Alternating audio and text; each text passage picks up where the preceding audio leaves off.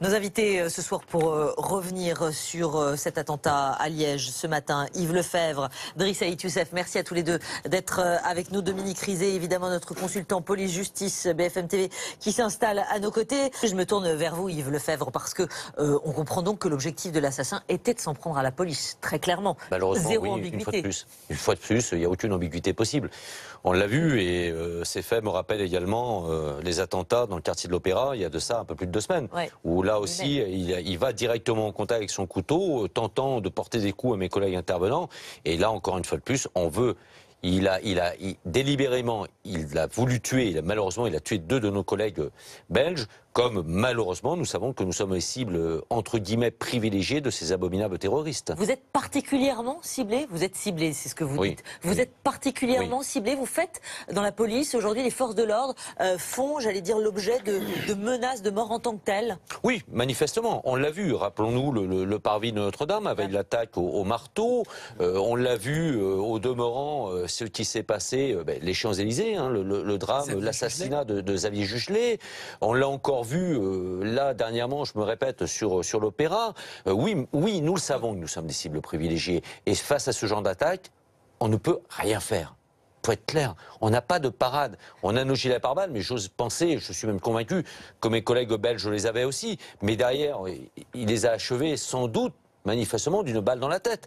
Donc de 2 balles dans la tête, en l'occurrence. Si tu les 2. Donc là, il n'y a pas de parade. Et voir arriver un assaillant de derrière, aujourd'hui, c'est complètement impossible. Pas dans la police du quotidien, du moins. Vous parliez de ces manières d'appréhender ces attaques et justement de l'absence finalement d'outils ou même c'est au-delà des outils parce que qu'est-ce que vous diriez? On est à une arme blanche. Ensuite, ils s'emparent des armes des policières. Ils les tuent avec leurs propres armes. C'est quoi? C'est du terrorisme spontané? Là, c'est du terrorisme low cost dans le cas présent. C'est ce qu'on appelle communément, malheureusement, depuis un certain nombre de mois, effectivement, de l'uberterrorisme. On est là, l'individu, a priori, aurait été l'auteur d'un crime la veille pour une affaire de stup, et le lendemain, il bascule dans le terreau. Mais aujourd'hui, la question aussi à poser, elle est où la frontière entre le droit commun et le terrorisme? Moi, je considère qu'elle n'existe plus aujourd'hui. Preuve en a été faite, on parlait tout à l'heure du drame de Xavier Juchelet sur les Champs-Élysées il y a un peu plus d'1 an, où l'individu était connu pour des faits de droit commun, mais n'était absolument pas connu pour des actes de terrorisme. Alors le problème se passe, 300, on parlait du renseignement pénitentiaire aujourd'hui, 300 personnes c'est insuffisant. 300 personnes c'est insuffisant et le drame qui risque de se passer en France. Et d'ailleurs, le procureur Molins en parlait hier soir sur votre antenne. D'ici 2019, fin 2019, on a 20 individus, une vingtaine d'individus particulièrement radicalisés qui vont sortir du milieu carcéral. Et là, ensuite, comment va-t-on pouvoir, je vais un peu parler dans le jargon policier, mais comment on va filocher ces personnes? On n'a pas les moyens de le faire, c'est impossible. À la différence près, pardonnez-moi, à la différence près que hier soir, il nous parlait, il disait à Routelkref qu'il s'agissait de détenus radicalisés, condamnés, qui s'apprêtent à sortir de prison. Oui. Même si, effectivement, vous faites le rapprochement entre ces détenus de droit commun et ces détenus radicalisés, il y a encore, j'allais dire, une nuance. Il y a encore une nuance, parce qu'on a aussi ceux qui se sont radicalisés, comme dans le cas présent de l'affaire de Liège, qui se sont radicalisés et qui passent à travers les écrans radars. Et on s'aperçoit qu'après qu'ils aient commis le pire, un acte terroriste, qu'ils se sont effectivement radicalisés. On a un cursus, c'est bien pour ça que le renseignement pénitentiaire, qui a toute sa raison d'être, aujourd'hui, on doit accentuer les moyens pour le renseignement pénitentiaire. Et bien évidemment, il est au 2e niveau, c'est vrai, mais on doit encore faire plus de rapprochements là-dessus. On doit, je dirais, uniformiser toutes les méthodologies en capacité de nous apporter des renseignements qui permettent d'appréhender ça. Mais le risque zéro, on sait qu'on n'arrivera jamais. Et là, encore une fois, ce sont ce que moi j'appelle les gardiens de la paix, comme on doit les appeler, là, les gardiens de la paix belges, le symbole des valeurs de notre République qui sont directement attaqués. Bien sûr. Yves Lefebvre, évidemment, on parlait des policiers pris pour cible, les militaires aussi, on s'en souvient, pris évidemment pour cible. Les militaires, j'allais dire qu'on s'explique parce que nos soldats, ils combattent en Syrie et au Sahel.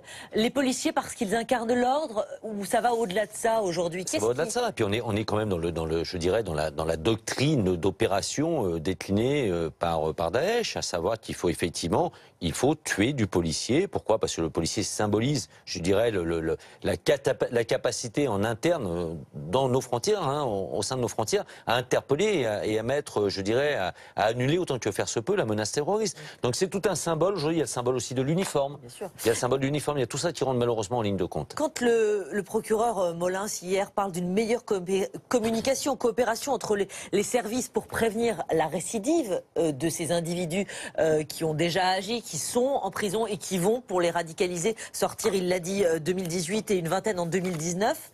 La communication, évidemment, c'est le fer de lance, j'allais dire. Oui. Mais vous, qu'est-ce que vous demandez au quotidien et qu'est-ce que vous n'arrivez pas à obtenir? Ou est-ce que vous avez le sentiment aujourd'hui d'être entendu, d'être écouté? Non, on n'a pas le sentiment d'être entendu, ni même d'être écouté. C'est ça peut-être le pire. Aujourd'hui, on a besoin de reprendre pied dans les quartiers.